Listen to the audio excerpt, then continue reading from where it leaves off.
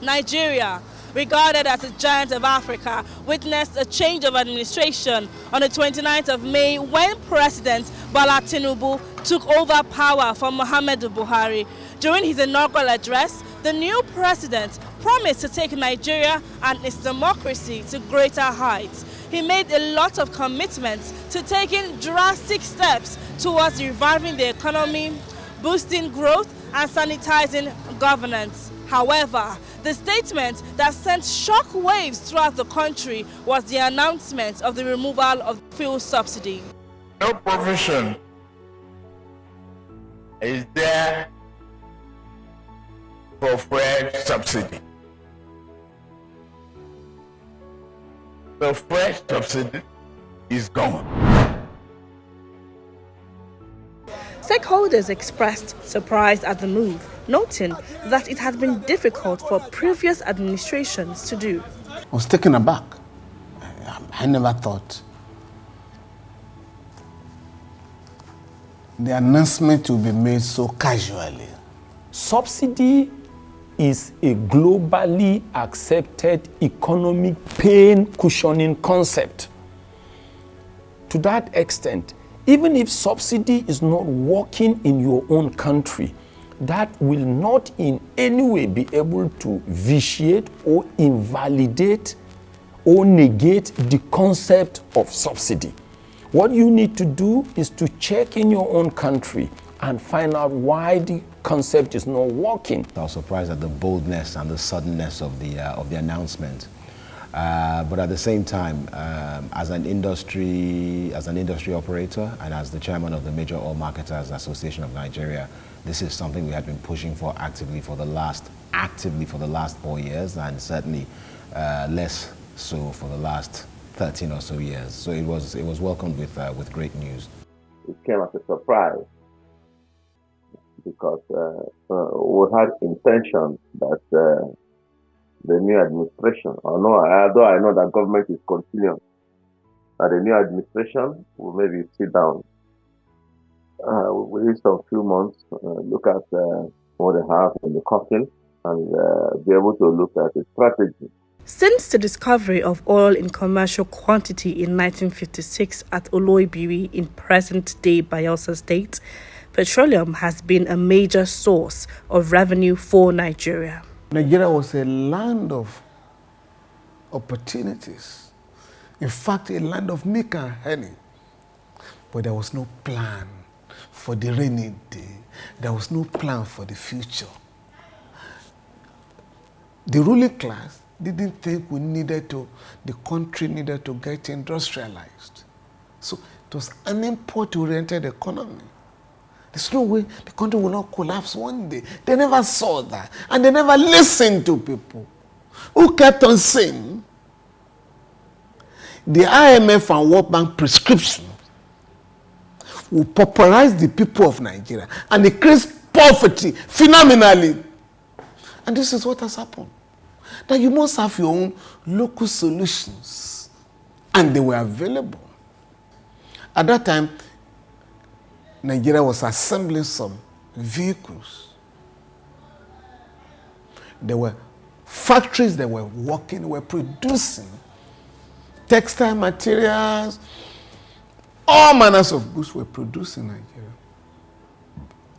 But we had successive governments that never planned for the future of our country. And that's why we're in a mess.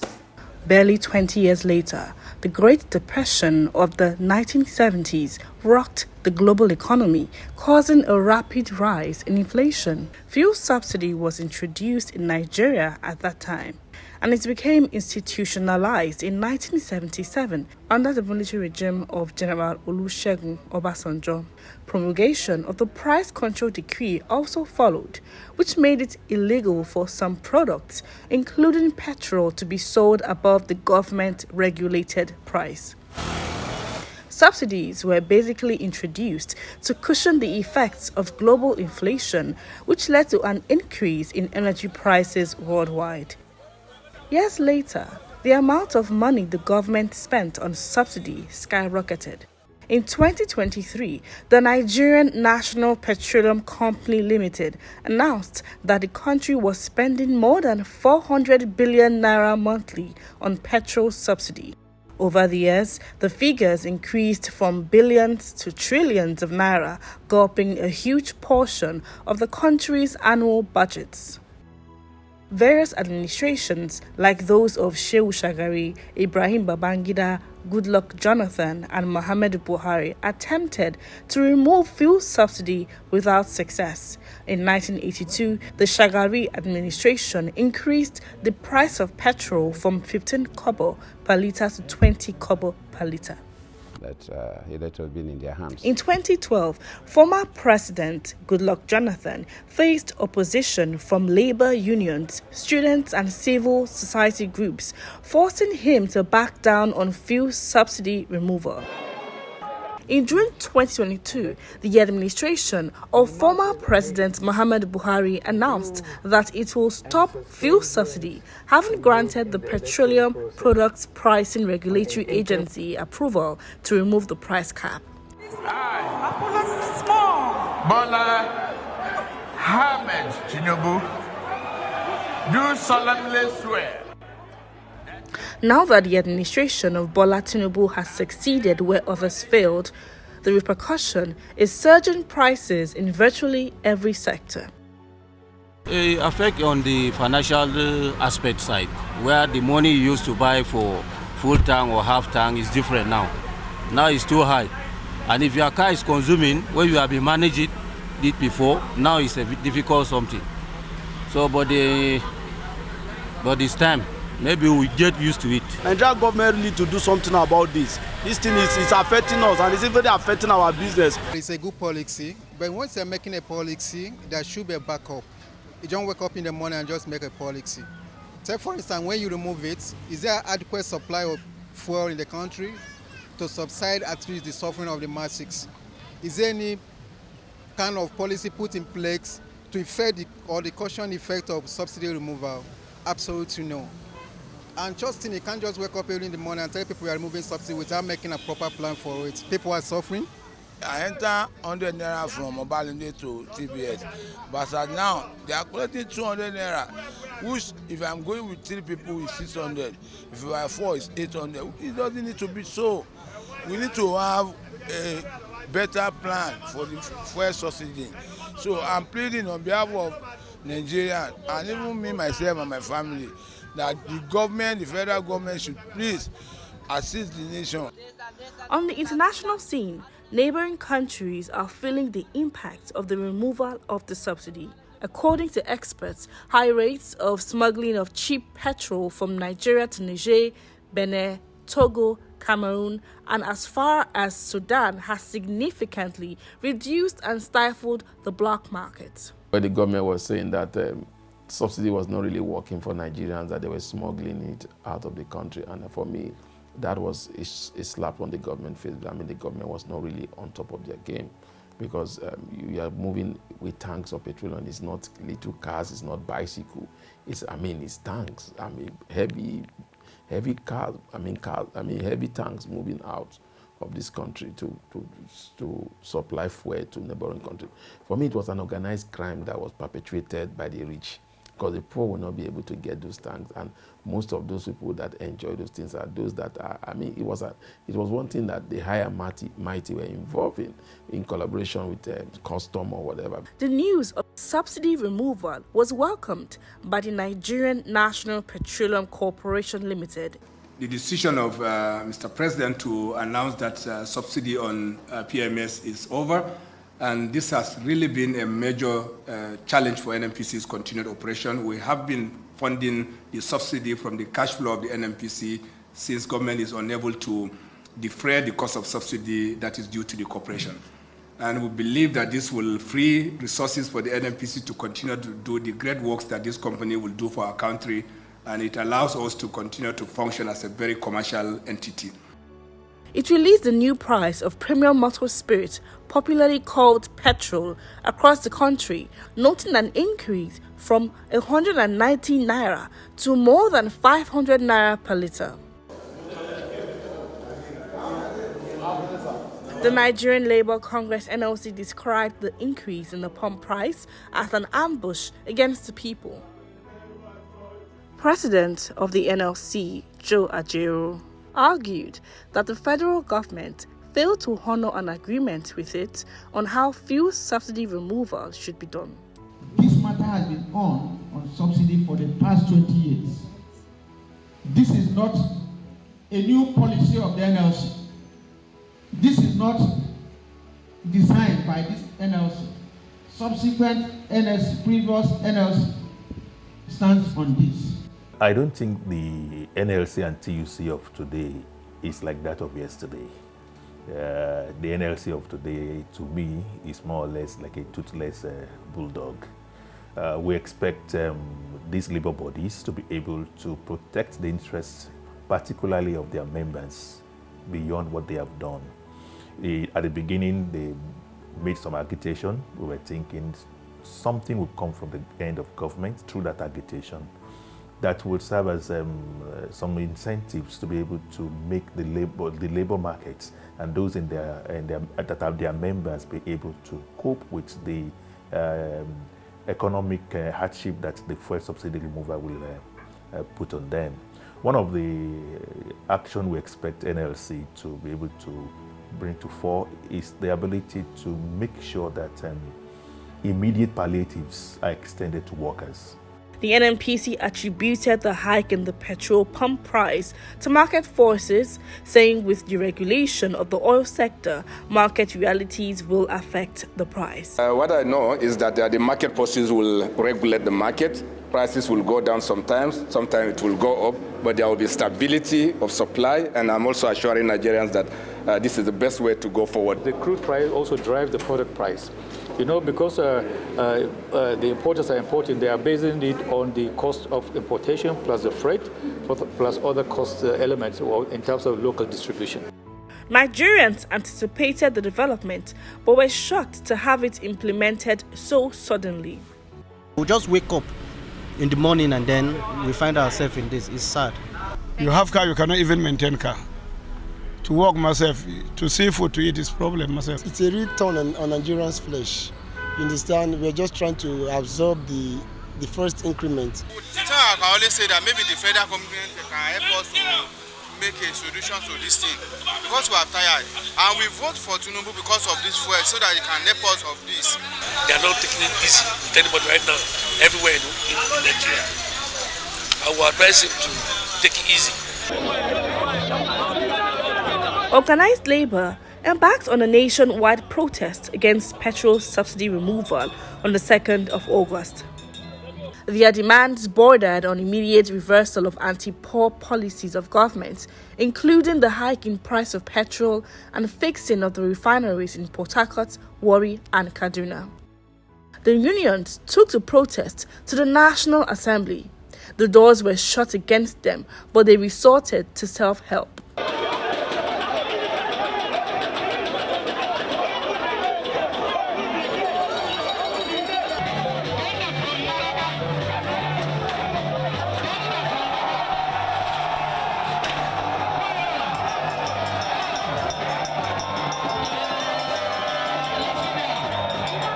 Senate Chief Whip Ali Ndume addressed the protesters. He appealed to them to suspend the action and give the National Assembly 1 week to resolve the issues. I'm begging you to call off the strike and give us 1 week, and we will report progress. And if you are not satisfied with the progress we are making, then you can take further action. Please. The unions, however, suspended the protest after meeting with President Tinubu, who promised to fix the Port Harcourt refinery by December 2023. The Naira has also had a big impact on issues in the oil sector. Over the years, its value against other currencies has diminished significantly. It should be noted that in 1981, $1 was equivalent to 61 kobo. Crude price is sold by international price, which is by dollar price. We don't refine local consumption. So we have to take it out of the shore of this country to refine and bring it back into this country. So when you are going to refine it and bring it, but then you are going to go through international waters. And so you are going to be charged also in dollars. When you float the Naira, it was a fixed price. And at that fixed price, we're not attracting investors. So when you bring your goods to the port, we saw there was market price, fixed price by government. So it's 400, 420, 450. So that was the price, was fixed. But now, with the liberalization or the floating of the Naira, it's determined by market forces. So if I'm bringing in fuel in now, it's going to automatically go to the official exchange rate at the day I'm bringing it, which will now increase. It's now 750 or 760 or 780. What we need to do is to internally domesticate. Get the crude oil from the wellhead in Naira. Move them to the respective expected functional refineries in Naira. Refine them in Naira.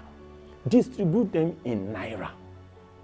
Make sure you serve Nigerians in Naira. The first thing that will do is this.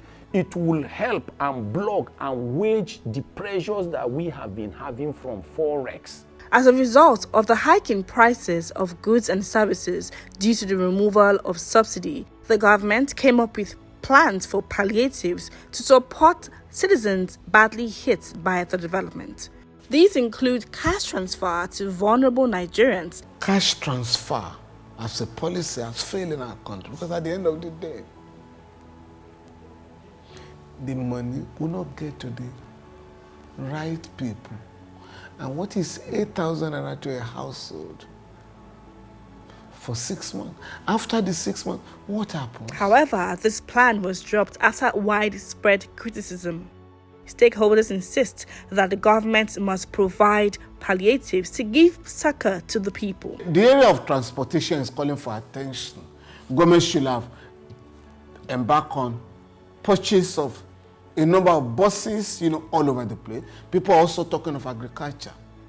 You need to produce food. The government has declared emergency in the area of food production, but the farmers can't go to the farms. So the issue of security is so crucial that farmers must be able to access their product, must be able to go to the farms. It's everything. It's really across transport, it's across fuel, and it's across, most importantly, food. So any palliative that is presented or that is executed by the government must target those three areas of very desperate need. But I think in terms of longer term position, which is really putting down infrastructure across roads, building strong institutions, building a clear communication strategy so that Nigerians are constantly being told what's going on. The first palliative I think should be in place is increment of salary. The minimum wage should be increased to be able to meet up with the realities of today. Workers should be able to have more pay so that they can afford to still make ends meet. Second palliative that I will expect is that government should begin to fix things that affect the generality of the people. One of it is Forex. Assuming Forex is fixed, you will discover that prices will begin to fall down naturally and it will serve as a palliative. But the other way around, Naira keeps falling. The president responded by rolling out relief packages for various sectors in a nationwide broadcast on Monday, 31st of July. We will ensure stable food are available and affordable. To this end, I have ordered release of 200,000 metric tons of grains from strategic reserves to households across the 36 states and FCT to moderate prices. We are also providing 225,000 metric tons of fertilizer, seeding, and other inputs to farmers who are committed to our food security agenda. Our plan to support cultivation of 500,000 hectares of farmland and all year-round farming practice remain on course. One of the immediate impacts of the petrol subsidy removal, according to the Nigerian Midstream and Downstream Petroleum Regulatory Authority, is reduction in the consumption of fuel in the country. Nigerians have also trained down their consumption. Now you have seen people converting the generator to gas because gas now is more cheaper and it stays longer. You see, some of these issues, policies, drive creativity. If this same situation happen in this country, people will not know that you don't even need to go and visit somebody because you have not seen it for a very long time. You put your car AC and all the rest of them, and you drive like 7 vehicles in convoy. So people are very careful. But the highest, sometimes most of us have experienced in our civilization that those that normally come and say, fill my tank, say, please put 3 liters, put 10 liters. They reiterated the need for refineries to be functional as the way out of the challenges plaguing the oil sector currently. The federal government should also encourage modular refineries. We have to localize our industrialization. Nigeria is supposed to be heavily dependent on importation of petroleum products. No.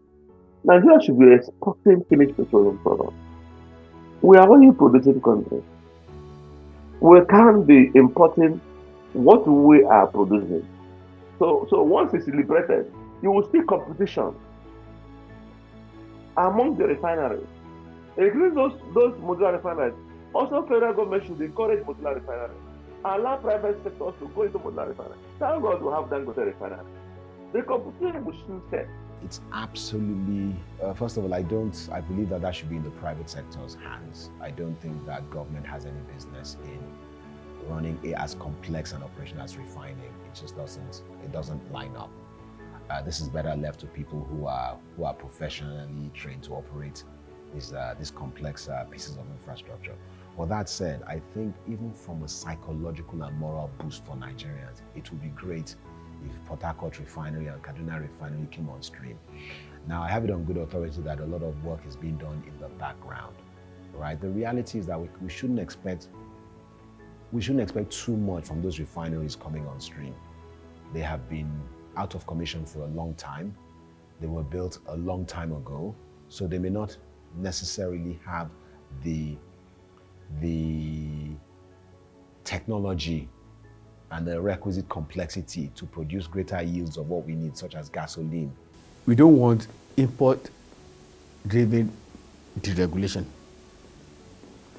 But when we face the reality of it and look at it, and Dangote refinery that is coming upstream, the Warri refinery, there is turnaround. I do the turnaround the maintenance at least. We now feel it's hard time. Let's sort these subsidies to be removed. It will be beneficial to us. Initially, it will be a bit hard. Like now, that has caused inflation, has caused a lot of economy. I mean, a lot of things have been disorganized economically, but very soon, all of us will enjoy it. The government has been encouraged to explore other sources of energy. One of the side effects of the subsidy removal is that it opens up the energy landscape completely. So we're now able to look to move from a mono-product, petrol-driven economy or petrol and diesel-driven economy into one where consumers actually have multiple choices because of the price opening. Experts have urged Nigerians to be patient as the reforms will help the country get better in the long run. There's the light at the end of the tunnel. We have to satisfy. And very soon I know the way the government is driving the economy now, things will come down. So I think I would say this is the first time we have the president that is really prepared. This is not the time to japa. This is not the time to run away from the country. This is not the time to dump their businesses, because in the real sense, there's nowhere we need to go. We are Nigerians. We are the only one that can fix our economy. We are the only ones that can fix our nation. Every other nation has their myriads of challenges. They may be different from ours, but it is there. So the best thing for us to do is to face the challenge headlong.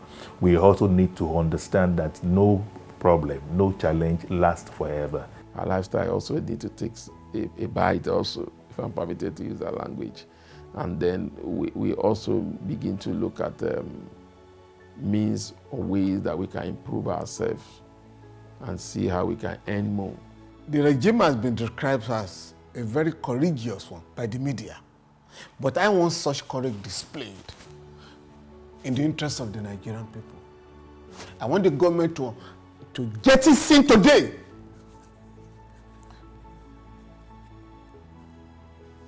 The policies and programs of imperialist institutions like the World Bank and IMF, and implement homegrown policies that can take the majority of our people out of poverty, that can engender political stability in our country,